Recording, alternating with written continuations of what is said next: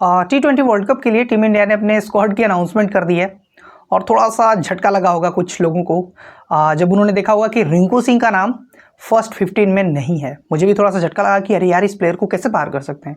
इतनी शानदार परफॉर्मेंस थी, 177 के करीब की स्ट्राइक रेट, 80 के एवरेज। जब टीम इंडिया के लिए जितने भी मैचेस खेले हैं, 15 मैचेस आगे ऐसे खेले हैं, उनमें इनकी परफॉर्मेंस शानदार थी। केवल एक मैच में फ्लॉप हुए थे अगेंस्ट ऑस्ट्रेलिया, थोड़ा जल्दी आउट हो गए थे, फ्लॉप नहीं कह सकते, जल्दी आउट हो गए थे। उसके अलावा बाकी सारे मैचेस में इन्होंने बहुत अच्छी बैटिंग की, फिनिश बहुत अच्छे तरीके से गेम को किया। लेकिन रिंकू सिंह का नाम क्यों नहीं है, उस पर भी चर्चा करेंगे। टीम की सिलेक्शन हो गई है। रोहित शर्मा कैप्टन है, हार्दिक पांड्या वाइस कैप्टन, विराट कोहली, यशस्वी जायसवाल है इस टीम में। जायसवाल की जगह बनी है। शुभमन गिल को ट्रैवल रिजर्व में रखा गया, जैसे रिंकू सिंह को ट्रैवल रिजर्व में रखा गया। दोनों में से किसी एक प्लेयर को ही लेना था और team India lefty righty combination के साथ जाना चाहती है। जैसे पिछली बार ईशान किशन को लेके गए थे, लेकिन ईशान किशन अब बीसीसीआई की कॉन्ट्रैक्ट में है नहीं, तो वो सेलेक्ट नहीं हुए। प्रॉब्ली यही रीजन होगा ईशान किशन के सिलेक्शन में, और उतने रन्स भी उनसे नहीं बन रहे इस सीजन। पहले मैं टीम बता देता हूँ कि कौन सी टीम सेलेक्ट हुई है। तो रोहित शर्मा कैप्टन है, हार्दिक पांड्या वाइस कैप्टन है, यशस्वी जायसवाल टीम में है। शुभमन गिल और यशस्वी जायसवाल के बीच कॉन्टेस्ट चल रहा था कि दोनों में से कोई एक ही प्लेयर जाएगा, तो यशस्वी को लिया है लेफ्ट राइट कॉम्बिनेशन के लिए, और यशस्वी पार्ट होंगे और शुभमन गिल ट्रैवल रिजर्व का हिस्सा है। उनके अलावा विराट कोहली, सूर्य कुमार यादव, ऋषभ पंत की वापसी हुई है। ऋषभ पंत इंजरी के बाद वापस आए थे। थोड़ी सी आशंकाएं थी कि उनकी फिटनेस कैसी होगी। फिटनेस बहुत बेहतर है, बैटिंग बहुत लाजवाब कर रहे हैं दिल्ली कैपिटल्स के लिए, तो उनका सिलेक्शन हुआ है। और उनके अलावा संजू सैमसन किसी भी वर्ल्ड कप में पहली बार हिस्सा बने हैं, तो उनके फैंस के लिए एक थोड़ी सी खुशखबरी आई है कि संजू सैमसन इससे पहले सेलेक्ट नहीं हुआ करते थे किसी भी वर्ल्ड कप में। परफॉर्मेंस बड़ी शानदार देते थे, पता नहीं क्या रीज़न था कि उनको बार बार ड्रॉप कर दिया जाता था टीम से, लेकिन इस बार संजू सैमसन को मौका मिला है। शिवम दुबे को भी मौका मिला है, क्योंकि शिवम दुबे ने चेन्नई सुपर किंग्स के लिए पिछले सीजन भी, इस सीजन भी, और इंडिया के लिए भी जब मौके मिले हैं, शिवम दुबे ने शानदार परफॉर्मेंस की है, तो उनको रिवॉर्ड मिला है। रविंद्र जडेजा लंबे समय से पार्ट हैं, लेकिन परफॉर्मेंस फिलहाल उतनी बेहतर नहीं आ रही है। उनको सेलेक्ट किस बेसिस पे किया गया है, I really don't know. Akshar Patel similar kind of Ravindra Jadeja, लेकिन बैटिंग बहुत अच्छी कर रहे हैं, बॉलिंग भी बहुत बेहतर कर रहे हैं इस आईपीएल में, तो उनका सिलेक्शन बनता था। कुलदीप यादव और युजवेंद्र चहल, तो कुलचा की जोड़ी भी आपको देखने को मिलेगी। युजवेंद्र चहल पिछले वर्ल्ड कप में थे, लेकिन खेलने का मौका नहीं मिला था। देखना होगा कि इस बार खेलने का मौका मिलता है। उम्मीद यही रहेगी कि खेलने का मौका मिलेगा, क्योंकि बाकी की जो सेकंड फेज के मैचेस हैं वो वेस्ट इंडीज़ में है। वेस्ट इंडीज़ की जो विकेटें हैं वो स्पिनर्स को ज़्यादा सूट करती हैं, तो उनको मौका मिलेगा। अर्शदीप सिंह है, जसप्रीत बुमराह वापस आए T20 वर्ल्ड कप के लिए। पिछला T20 वर्ल्ड कप इंजरी की वजह से उन्होंने मिस किया था। मोहम्मद सिराज का सिलेक्शन हुआ है, और ट्रैवल रिजर्व में शुभमन गिल, रिंकू सिंह, खलील अहमद और आवेश खान। ये टीम है 15 प्लेयर्स की लिस्ट और 4 ट्रैवल रिजर्व। तो टीम तो बेसिकली है तो चारों तरफ से कवर्ड ही है। 3 फास्ट बॉलर्स हैं हमारे पास और एक हार्दिक पांड्या है, तो टीम तो अच्छी दिख रही है। अब देखना होगा कि अब ये टीम ग्राउंड में किस तरह की परफॉर्मेंस करती है।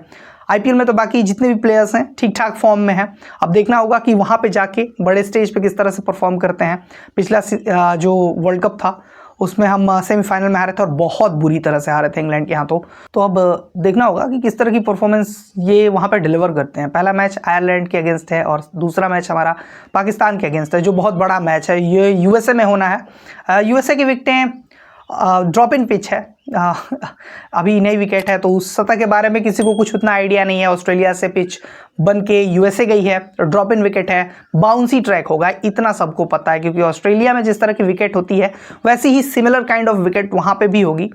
तो वहाँ पे पाकिस्तान के पेसर्स, इंडिया के भी पेसर्स के लिए थोड़ी सी मदद होगी, और जो वेस्ट इंडीज़ की विकेट है वो थोड़ी सी स्लोइस्ट विकेट होती है, तो उस हिसाब से ये सिलेक्शन हुई है। रिंकू सिंह का कहीं ना कहीं मुझे लगता है कि कोलकाता नाइट राइडर में जिस स्पॉट पे वो बैटिंग कर रहे थे, जिस स्थान पे आके वो बैटिंग कर रहे थे, 5 नंबर, 6 नंबर, 7 नंबर, कभी कभी मौके ही नहीं मिल रहे थे। और ऐसा हो जाता है कि आपको बहुत सारे मैचेस में मौका नहीं मिलेगा।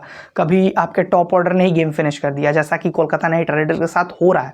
टॉप ऑर्डर के बाद लोअर ऑर्डर को उतना बैटिंग करने का मौका ही नहीं मिल पा रहा है, तो रिंकू सिंह को मौका नहीं मिल पाया जेन्युइनली। एक आध मैचेस में, जैसे पिछले मैच में उनको प्रमोट किया गया, वहाँ पे वो उस तरह से नहीं डिलीवर कर पाए, जल्दी आउट हो गए। एक आध मैचेस में उनकी बारी भी आई, वहाँ पे भी उनसे रन्स नहीं बने। तो अगर रिंकू सिंह को सेलेक्ट करना होता तो जो इंडिया के लिए जितने भी मैचेस वो खेले हैं उसके बेस पे वो सेलेक्ट हो सकते थे, लेकिन हो सकता है कि स्कीम ऑफ थिंग्स में ना हो, या फिर एक और पहलू इसमें है कि टीम इंडिया के पास उतने ऑलराउंडर्स नहीं है। आप रविंद्र जडेजा को लेके भले ही जा रहे हैं, लेकिन आप उनमें उतना फेथ नहीं जता सकते जैसे बाकी अक्षर पटेल में। जैसे आप अक्षर पटेल की बैटिंग में हम वो नहीं कह सकते कि अक्षर पटेल शानदार बैटिंग कर सकते हैं, लेकिन हाँ वेस्ट इंडीज़ में एक आध मैचेस में अक्षर पटेल ने अपने जौहर दिखाए हैं, लेकिन हम बहुत कॉन्फिडेंट नहीं हो सकते अक्षर पटेल पे। वैसी ही हालत है सेम रविंद्र जडेजा की। बैटिंग में कॉन्फिडेंस मुझे नहीं है रविंद्र जडेजा का, कि रविंद्र जडेजा अगर लास्ट के 4 ओवर में 50-60 रन चाहिए और जडेजा बैटिंग कर रहे हैं तो वो टारगेट हम चेस कर सकते हैं। हो सकता है कि 10 में से 2 बार चेस कर लें, लेकिन 8 बार हमारे मैच फंस सकते हैं, तो उस तरह का कॉन्फिडेंस नहीं आ रहा है। सेम चीज़ हार्दिक पांड्या को लेके भी है कि हार्दिक पांड्या फिलहाल जो हालिया फॉर्म है वो बेहतर नहीं है, बैट से रन्स नहीं आ रहे हैं। पिछले मैच में भले ही बॉलिंग में थोड़ी सी बेहतर उन्होंने की, लेकिन अभी भी उनका बल्ला और गेंद दोनों खामोश हैं। इसी वजह से शिवम दुबे को इंप्लीमेंट किया गया है कि शिवम दुबे एटलीस्ट यार 2 ओवर डाल देंगे तो हमारे पास एक ऑलराउंडर का ऑप्शन बढ़ जाएगा। लेकिन मुझे शिवम दुबे भी पहले मैचेस में खेलते हुए नज़र नहीं आ रहे हैं, क्योंकि ये प्लेइंग 11 का हिस्सा नहीं होंगे। प्लेइंग 11 का हिस्सा वही होंगे जो पुराने चावल हैं। तो फिर टीम सिलेक्शन का मतलब क्या बना? तो वही कह सकते हैं कि हम इस टीम को ऑल द बेस्ट कह सकते हैं, भाई जाओ अच्छा बेहतर परफॉर्म करो। अगर आपने बेहतर परफॉर्म किया तो सपोर्ट करेंगे भाई, अगर आपसे बेहतर परफॉर्मेंस नहीं हुई तो फिर भी बैक करेंगे, क्रिटिसाइज भी करेंगे। लेकिन इस टीम में थोड़ी सी और बेहतरी हो सकती थी। कुछ और नाम थे जिन्होंने बेहतर परफॉर्म किया था इस आईपीएल में, और जैसा कि सेलेक्टर्स ने पहले कहा था कि आईपीएल के बेसिस पे ही टीम सेलेक्ट होगी, क्योंकि आईपीएल में जो प्लेयर्स रन करेंगे उनके सिलेक्शन के चांसेस बढ़ेंगे, क्योंकि आईपीएल भी एक तरह का अब इंटरनेशनल ही है। आप भले ही डोमेस्टिक लीग का है, लेकिन अब इसमें जितने सारे इंटरनेशनल प्लेयर खेल रहे हैं उसके हिसाब से आप सिलेक्शन कर सकते थे आईपीएल के बेसिस पे। फिर बाद में सेलेक्टर्स ने कहा कि हम आईपीएल को बेस नहीं बनाएंगे, सिलेक्शन के क्राइटेरिया में नहीं डालेंगे। पिछले वर्ल्ड कप की तरह ही सिमिलर टीम है। 1-2 चेंजेस हैं, जैसे जसप्रीत बुमराह की वापसी हुई है। पिछला world cup Jasprit Bumrah miss किए थे, तो प्रोबेबली देखना होगा कि जसप्रीत बुमराह के आने से क्या हमारी बॉलिंग बेहतर होगी, या बाकी की टीमें ये सोचेगी कि यार इसको थोड़ा आराम से खेल लें और बाकी को ठिकाने लगाते हैं। तो मुझे उतना कॉन्फिडेंस अपनी पेस बॉलिंग में नहीं है, बट अगर ये बेहतर परफॉर्म करते हैं तो भाई हम कुछ नहीं कह सकते, क्योंकि जिस तरह की बॉलिंग हमारी है, फास्ट बॉलिंग खास तौर पे, मोहम्मद सिराज अभी देख रहे हैं आप आईपीएल में किस तरह की हालत उनकी हुई है, अर्शदीप सिंह रन्स दे रहे हैं, एक आध विकेटें ले रहे हैं, तो क्लिनिकल परफॉर्मेंस दोनों की नहीं आ रही है। तो उस तरह का कॉन्फिडेंस ये दोनों प्लेयर्स नहीं दे रहे हैं। तो देखना होगा कि किस तरह की परफॉर्मेंस ये डिलीवर करते हैं, तो वर्ल्ड कप शुरू होने पे ही पता चलेगा।